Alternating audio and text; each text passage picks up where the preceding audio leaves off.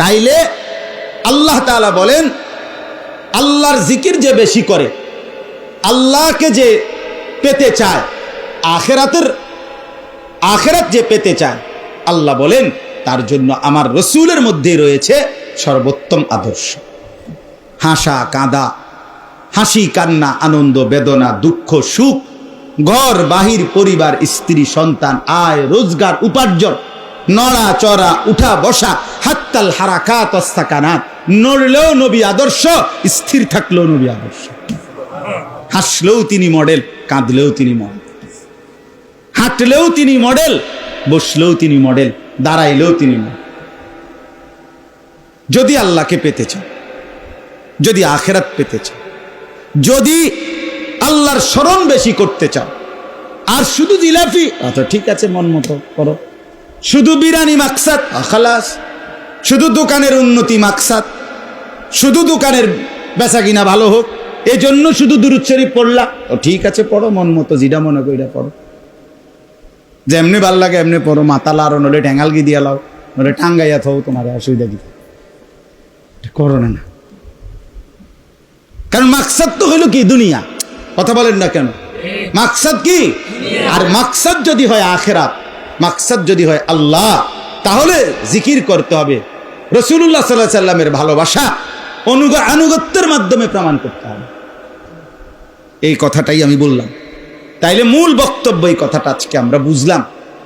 আমাদের প্রিয় নবী সাল্লাল্লাহু আলাইহি ওয়াসাল্লাম, তিনি এই পৃথিবীতে আল্লাহর শ্রেষ্ঠতম নিয়ামত হিসাবে আমাদের জন্য এসেছেন। তিনি আল্লাহ পাঠাইছেন। আল্লাহ নবী বারবার এই কথাটা বলছে, বুইস্তু, আমি প্রেরিত হয়েছি, প্রেরিত হয়েছি, আমারে পাঠাইছে। নবীজি বলতেন, আনা দাওয়াতু আবি ইব্রাহিম, আমার পূর্বপুরুষ, আমার বড় বাপ অর্থাৎ আমার পূর্বপুরুষ ইব্রাহিম আলাইহিস সালাম, আমার আব্বা, উনি আমার জন্য দোয়া করছিলেন আল্লাহর কাছে, আমি সেই দোয়ার ফসল হিসাবে জমিনে আসছি। তাইলে তিনি আসার উদ্দেশ্য একটাই, তার আনুগত্য। তার কি? আনুগত্য, আনুগত্য, আনুগত্য। তাকে দেখে নিজেকে সাজানো। আমাদের আগে মনে করেন আমরা আসছি, কালকে হলো সোমবার, রবিবার দিবাগত রাত 2:30টায় আমাদের ফ্লাইট হয়েছে মদিনা থেকে, আমরা আসছি। তো আমাদের আগের সপ্তাহে মানে আগের শনিবারে আমার শায়েখ আল্লামা মুফতি মুশতাকুন নবী সাহেব, হুজুরের কাফেলা, হুজুর সহ ফ্লাইটে হুজুরে বাংলাদেশে আসছে আমাদের 6 দিন আগে। তো আমার কাফেলার হাজি সাহেবদের কয়েকজন আমার কাছে আইয়া বারবার হুজুরের কাফেলার ওলা করে জিঙ্গান না কদ্দুর, ফোনটা দিয়া জমজম ভিতরে ব্যাগে লন যায়নি, তারপরে ওজনের মধ্যে কোনো কি দিছিনি, ওই 23 কেজির বেশি কদ্দুর হইলে সারবনি, এ কথাই রে গুইরে এ কথা। তাইলে আমি বুঝাইতে চাইছি কোন কথাটা, প্রত্যেকেই আগের কাফেলার খবর নিছে, ওই আলোকে নিজেদেরকে রেডি করছে। কথা বুঝছেন কিনা বলেন? তো রাসূলুল্লাহ সাল্লাল্লাহু আলাইহি সাল্লামকে আল্লাহ বলেন, আমি পাঠাইছি, তাকে দিয়ে আমি সব করাইছি, সব দেখাইছি, তুমি শুধু তাকে দেখে দেখে সামনে রেখে রেখে তাকে অনুসরণ করে তোমারটা সাজায় নিবা। অতএব টেনশন নাই। নকশে কদম নবী কে হে, जन्नत के रास्ते अल्लाह से मिलाते हैं सुन्नत के रास्ते।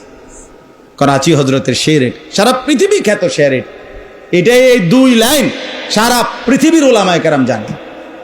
পাকিস্তান कराचीर हजरत कुतुबे आलम आरिफ बिल्लाह हजरत मौलाना शाह हकीम मोहम्मद अख्तर रहमतुल्लाह अलैहि, ওনার অসংখ্য অগণিত কবিতা আছে, শের আছে, আশআর আছে, কিন্তু এর মধ্যে এটা সবচেয়ে বেশি সুন্দর, সবচেয়ে সেরা। নকশে কদম নবী কে হে, নবী সাল্লাল্লাহু আলাইহি সাল্লামের কদম পাও, জিন্দেগি যেখানে যেখানে যেমনে পড়ছে ঠিক ওই নকশা অনুপাতে তুমি চলো, জান্নাত কে রাস্তে, জান্নাতের রাস্তায় চলে যাবে। আল্লাহ সে মিলাতে হে সুন্নত কে রাস্তে, আল্লাহর সাথে মিলতে চাও, সুন্নতের রাস্তা, একটাই পথ। নবী সাল্লাল্লাহু আলাইহি সাল্লামের অনুসরণ বাদ দিয়ে আল্লাহ পর্যন্ত পৌঁছবে না, মাগফিরাত মিলবে না, জাহান্নামের আযাব থেকে মুক্তি হবে না, আল্লাহর সাক্ষাৎ পাওয়া যাবে না। আল্লাহ আমাদেরকে বুঝ দান করে। কোরআনের অগণিত আয়াত, বাপ, অগণিত আয়াত, অগণিত আয়াত, অগণিত আয়াত।